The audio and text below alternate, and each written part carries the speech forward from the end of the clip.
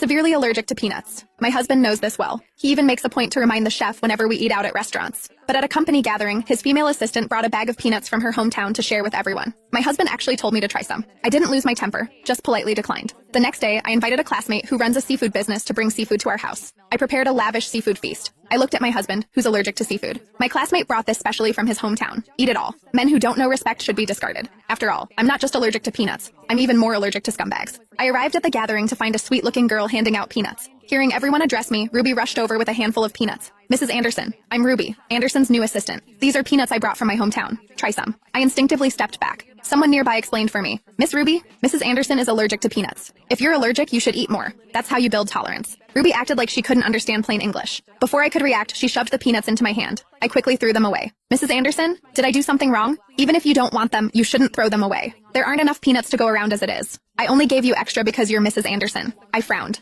I really am allergic. Ruby put on a concerned expression and stepped forward. Mrs. Anderson, allergies aren't scary. What's scary is being too afraid to overcome them. She picked up the peanuts while saying, just try them. If you eat a few, you'll definitely overcome the allergy. These are peanuts my parents grew. They're organic, so they definitely won't cause an allergic reaction. Just try them and you'll see. She tried to stuff the picked up peanuts back into my hand. I'm allergic to peanuts. I really can't eat them. I repeated. Mrs. Anderson, you've just gotten too pampered living the high life with Anderson. You're not like us country folk who can endure any hardship. Never mind peanuts. My grandfather used to eat tree bark when times were tough. You've just never been hungry. Peanuts are good food. Just try them. I looked at her with displeasure. Do you not understand English? Anderson, are you sure this kind of person can be your assistant? Only then did Anderson speak up. Ruby means well. You're being too harsh. Anderson, Mrs. Anderson, please don't fight because of me. Ruby pressed the peanuts into Anderson's hand. I'm an outsider. Mrs. Anderson might feel awkward. You give them to Mrs. Anderson. They're really delicious. Anderson personally peeled a peanut for me. Ruby brought these from her hometown. Don't waste her kind gesture. Just overcome it. Just one. Last time I accidentally ate food with peanut butter, just one bite landed me in the ICU for a week. Anderson cried his eyes out then, saying he'd fight anyone who ever let me near peanut products again. I thought I'd found true love in an arranged marriage, that we could walk this path together forever.